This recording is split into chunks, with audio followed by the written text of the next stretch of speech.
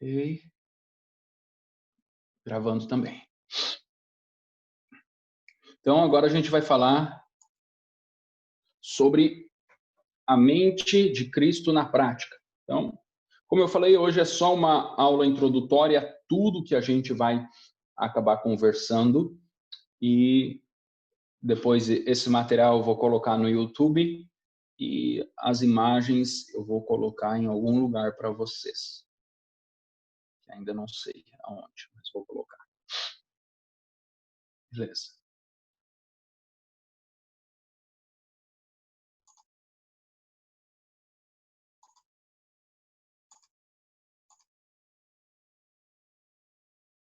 A mente de Cristo na prática.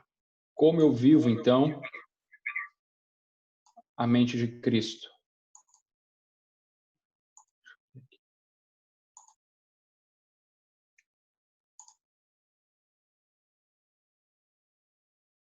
Beleza. Todo mundo no mute. Perfeito.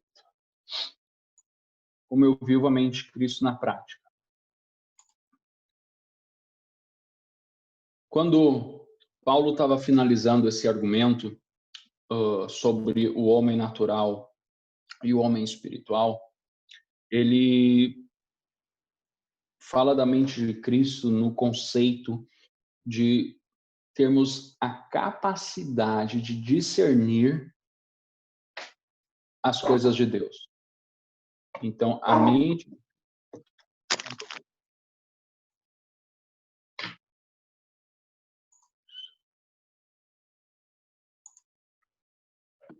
Só ver aqui quem...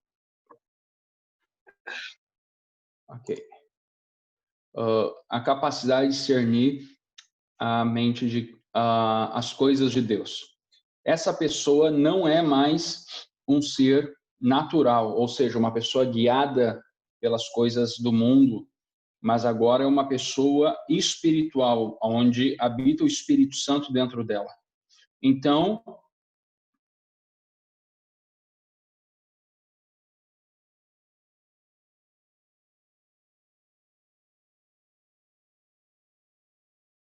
só copiar isso aqui para vocês.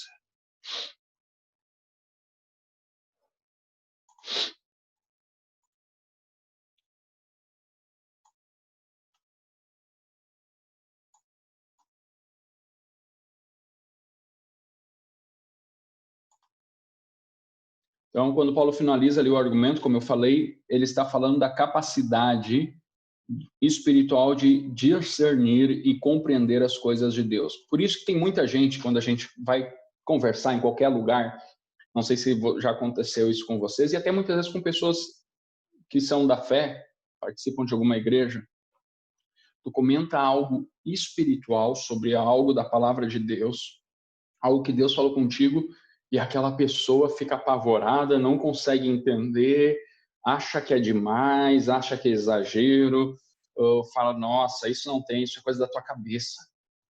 Porque ela não consegue compreender as coisas de Deus. E a mente de Cristo, ela nos faz compreender as coisas de Deus. E a mente de Cristo é nada mais, nada menos do que aquilo que o apóstolo Paulo fala, já não sou eu quem vivo, mas Cristo vive em mim. Quando ele fala sobre isso,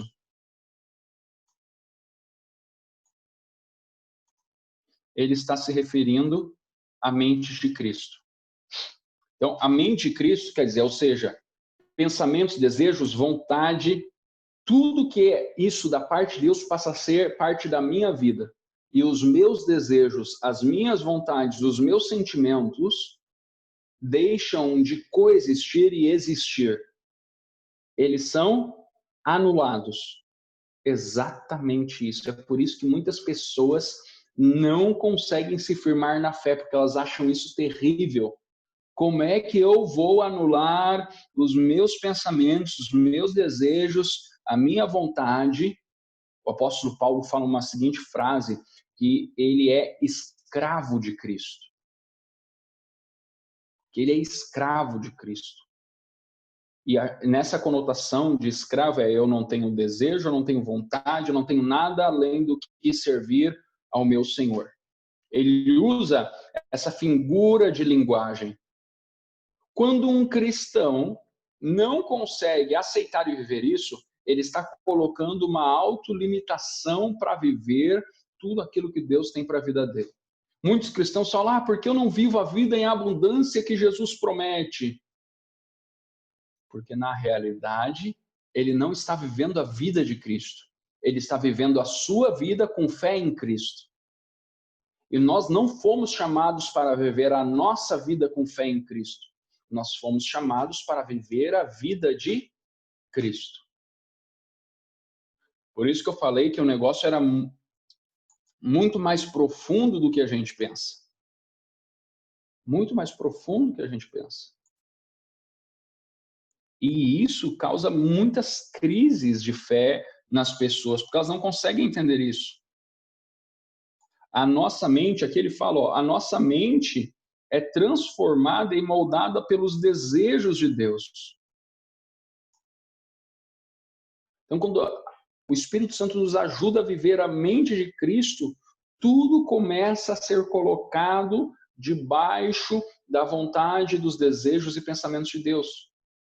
Por isso que o apóstolo Paulo fala lá da concupiscência da carne, da concupiscência dos olhos e da soberba da vida.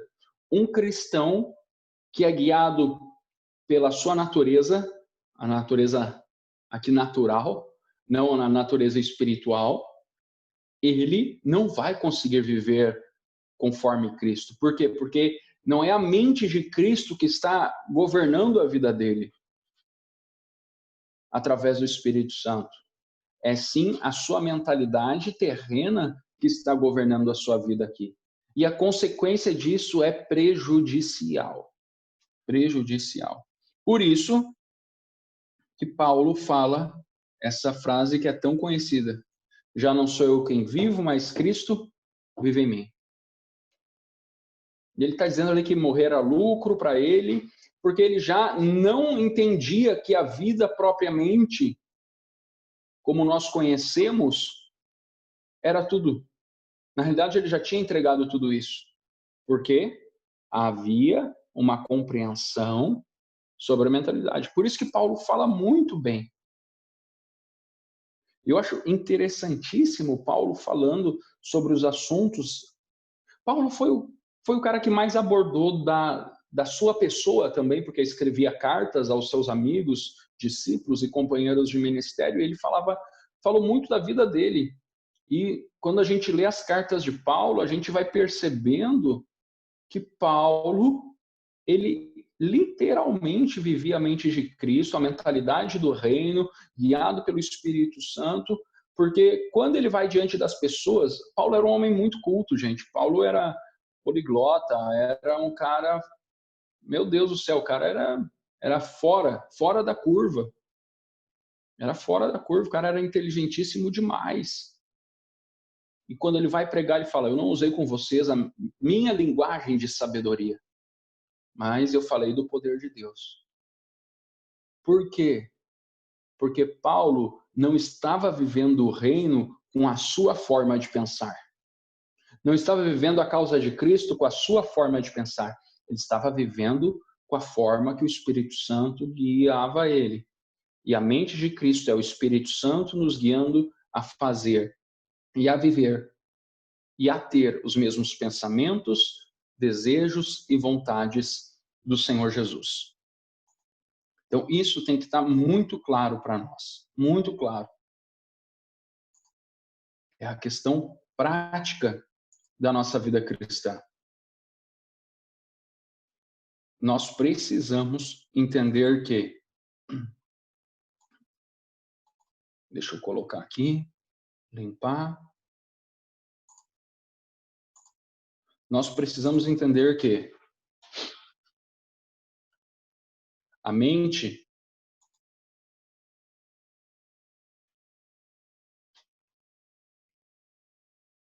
ela é subdividida em algumas áreas. Em algumas áreas ela é subdividida. E quando nós entregamos a nossa vida para Jesus, nós entregamos todas as áreas da nossa mente. A área emocional, a área lógica, todas. A área mais analítica, a gente entrega tudo isso. Tá, pastor, mas eu entreguei tudo isso. E agora? Agora, então, eu devo esperar e buscar que o Espírito Santo me conforme à mente de Cristo. Aquele texto lá de Romanos, que Paulo fala, e não vos conformeis com este século, mas transformai-vos pela renovação da vossa mente.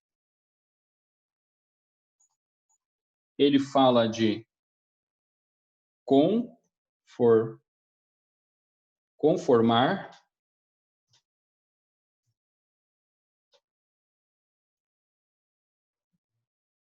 transformar e renovar. Ele fala sobre essas três coisas.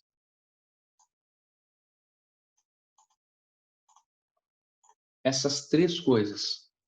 E nós precisamos entender que o conformar aqui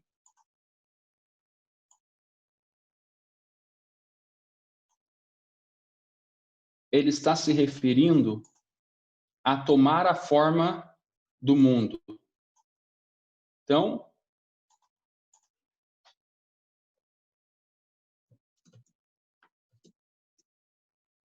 tomar a forma do mundo aqui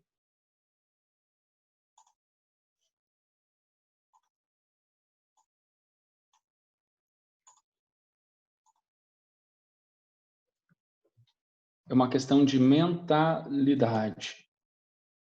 Ele está falando sobre a mente. Então, eu não posso me conformar à mentalidade do mundo, não posso tomar a forma do mundo, mas eu preciso transformar a minha mente. Por que ele usa outra palavra aqui? Por que ele usa o transformar? Porque nós já nascemos no sistema do mundo. Então, em tese, a nossa mente aqui já está conformada com muitas coisas dessa cultura. Aí ele usa a palavra de transformar. Por que ele usa a palavra de transformar? Porque precisa mudar a forma. Precisa mudar a forma. Transformação é mudar de forma. Então ele está falando que nós precisamos mudar a forma. Quem muda a nossa forma é o próprio Espírito Santo, né? Quando Deus fala com o profeta lá no Antigo Testamento, desce à casa do oleiro e ele fala lá sobre o processo de transformação. Então eu preciso sofrer um processo de transformação. E a palavra correta é sofrer. Por quê? Porque a palavra correta é sofrer.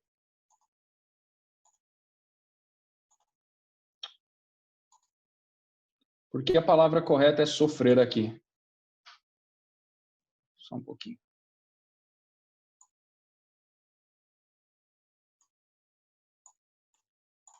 Porque a palavra correta é sofrer? Porque nada muda de forma. Então, eu tinha uma forma aqui e eu venho viver uma transformação. Nada muda de forma sem dor, sem perda, sem quebra. Então, o apóstolo Paulo fala que o processo de transformação envolve dor. Envolve dor. Envolve várias dores. Inclusive, Paulo fala para os seus discípulos: eu sofro novamente dores de partos, até ver Cristo formado em vocês. Então, eu preciso me transformar. Transformar, obra do Espírito Santo, pelo lavar regenerador do Espírito Santo. Mas para sair do conformar para o transformar, eu tenho que fazer a decisão e fazer esse caminho. Permitir que haja a transformação. Mudar de forma. Tá, pastor, eu mudei de forma, e agora? Eu já estou vivendo o reino, eu já estou avançando, estou aplicando a minha fé, agora precisa do renovar. Por que eu preciso do renovar? Porque sem renovação não há vida.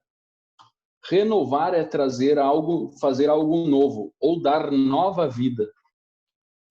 E nós precisamos entender que esse também é um processo do Espírito Santo na nossa vida, de renovação diária, para manter o quê? Para manter a mentalidade, para manter os pensamentos, as vontades de Cristo ativos em nós.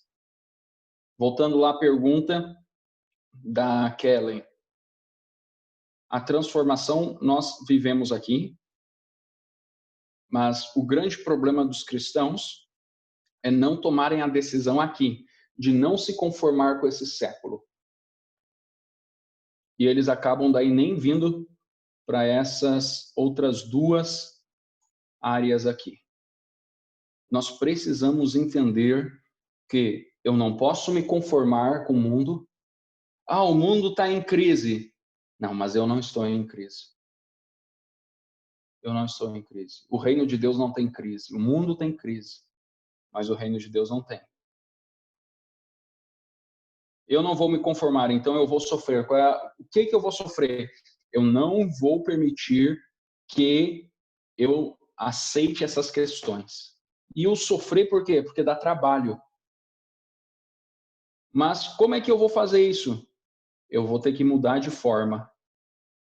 Como é que eu mudo de forma? Me colocando na forma da palavra. Na forma da palavra. Eu vou viver tudo aquilo que a palavra fala que eu tenho que viver e que eu tenho que ser. E o processo de renovação é algo que vai acontecendo diariamente aí também pelo agir do Espírito Santo, não deixando nós termos a nossa mente estagnada e atrofiada. Eu indiquei um livro para o Pedro esses dias. Deixa eu ver se eu acho ele aqui.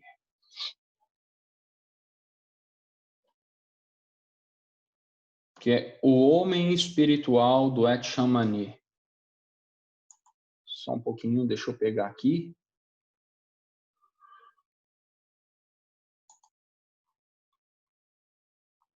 Deixa eu pegar aqui.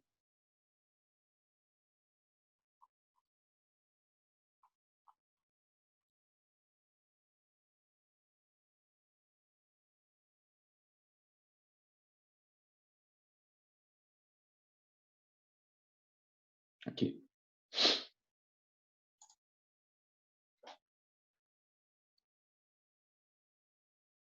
Minha internet hoje está muito ruim. Meu Deus. Ok.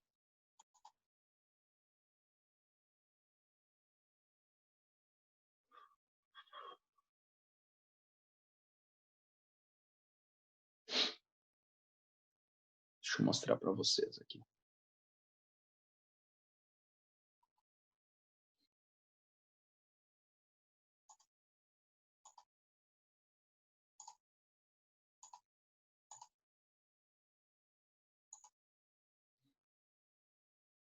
Beleza? Deixa eu mostrar para vocês. Ele aqui.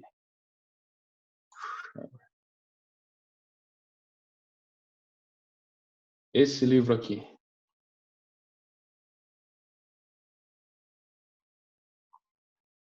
esse livro aqui, gente, ele retrata também tudo isso que a gente tem comentado nas últimas aulas e vamos comentar aqui,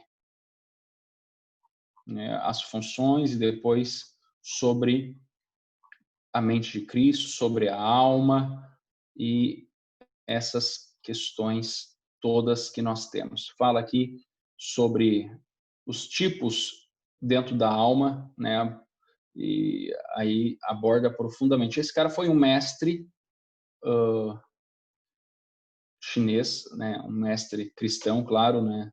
Um estudioso, ficou muitos anos preso e nos anos de os anos de prisão acabou escrevendo bastante coisas.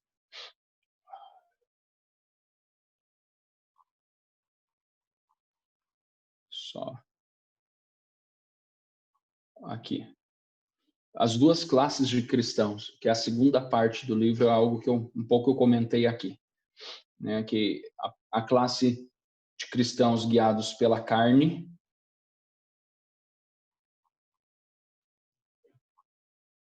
e depois a classe de cristãos guiados pelo Espírito. Ele fala do crente carnal, sobre a mentalidade carnal, a necessidade da morte da nossa natureza, a obra da cruz e do Espírito, né, a libertação da cruz, e aí a gente vai vendo várias coisas aí interessantíssimas. Eu vou mandar depois para vocês esse livro, e aí vocês podem ler, super indico, e podem absorver bastante. Tem vários audiobooks, tá?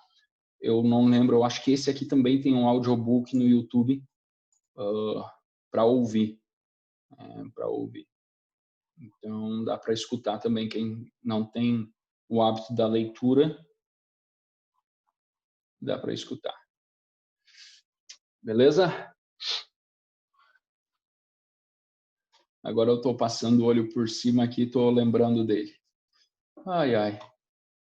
Benção. Gente, dúvida, pergunta?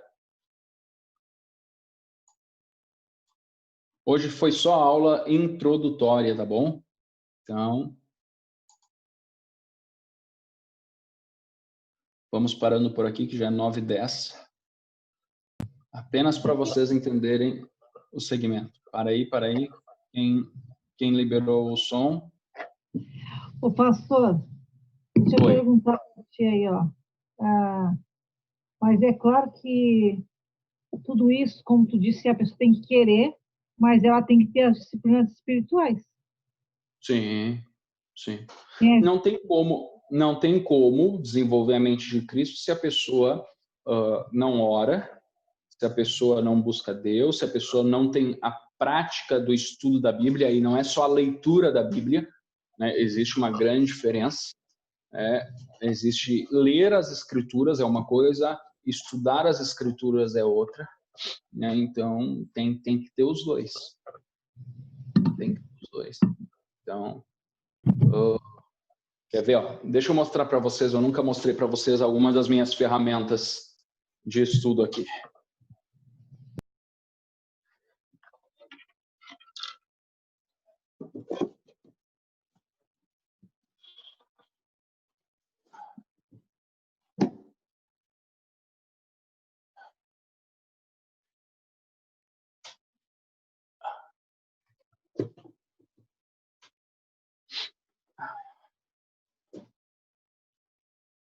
Esse aqui foi presente que eu ganhei há pouco tempo. Foi o Sandro que me deu. Estou usando ele na nossa série de mensagens. E aí a gente começa. Eu tenho uns 10 tipos de Bíblia de estudo diferentes. Esse aqui é um manual.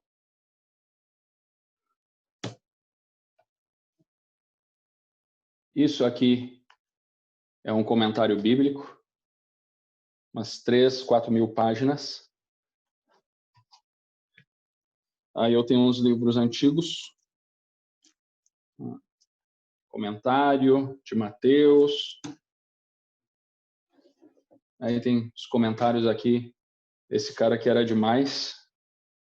J.C. Ryle. São comentários, ó. Para vocês terem ideia, deixa eu ver a data desse livro aqui. 1950. Mas ele é de antes. Esse aqui, eu tenho uns que eu tive que me desfazer. 1940. E aí fora que eu tenho mais uns 2 GB no HD de manuais de estudo. Então, quando as pessoas sempre me perguntam, pastor, como tu tem tanta coisa para falar? Estudar. Tem que estudar. Ninguém conhece a Deus sem uma vida de oração, dedicação e estudo. Isso aqui não é para ser pastor, não, gente. Isso aqui tinha que ser coisa de todo crente, né? Ser apaixonado pela Bíblia. Mas o mais fantástico é que é muito bom. É muito bom mesmo. Muito bom mesmo.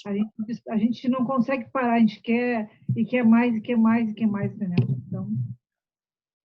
Então, nós precisamos aprender a buscar e estudar a palavra, né? Existe na internet, vocês podem, gente, tem muita coisa para estudar a Bíblia. Tem um comentário do Moody e de alguns outros. Os outros são mais pesados a leitura, assim, mas que vale muito a pena ler do Novo Testamento e de outras coisas. Então, é isso. Por isso que tem as terças de crescimento na igreja. Eu muitas vezes eu falo e eu tento não aprofundar muito, porque existem níveis de estudo, né, e de dedicação à palavra. E eu entendo que não é todo mundo ainda que está num nível de ir a fundo, mas deveria querer. Não existe mudança na vida de uma pessoa sem estudo. E isso também equivale para a vida espiritual. Estudo não é curso, faculdade, é querer estudar, ter o hábito de estudar.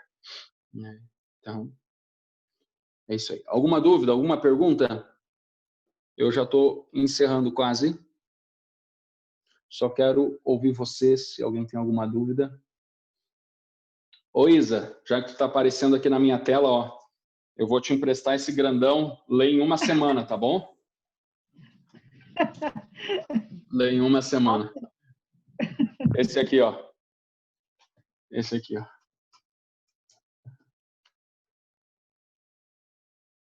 Brincadeira, brincadeira. Esses aqui são livros de estudo, não para ler correndo. É livro para estudar. Esse aqui eu ganhei do meu sogro, logo que eu entrei no seminário. E a frase dele foi para mim que eu não deveria nunca ser um pastor raso, né? Deveria estudar. Então, de lá para cá, a gente estuda. Já estudava muito antes, então continuamos estudando. E é isso aí. Alguma dúvida? Vamos ter a mente de Cristo juntos. Vamos crescer, vamos desenvolver e Deus é conosco. E eu estou muito feliz de ter vocês aqui, me acompanhando aí, junto, estudando.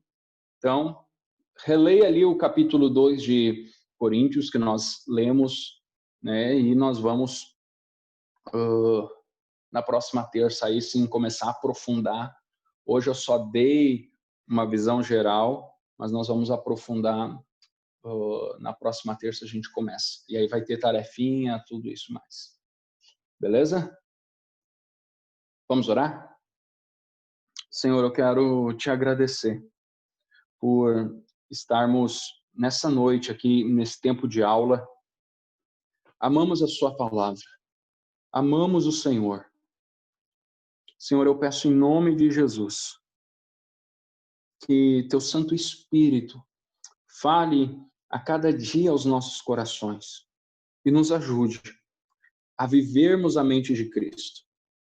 Eu peço, Pai, sobre a vida de cada um e que cada um esteja, Pai, desenvolvendo, crescendo na sua vida de fé, se tornando um cristão maduro, uma pessoa espiritual que é guiada pelo Espírito e discerne as coisas através do Espírito. Nós oramos dessa forma, Pai, em nome de Jesus. Amém e amém. Amém, gente? Deus abençoe você, uma boa noite. Deus seja com todos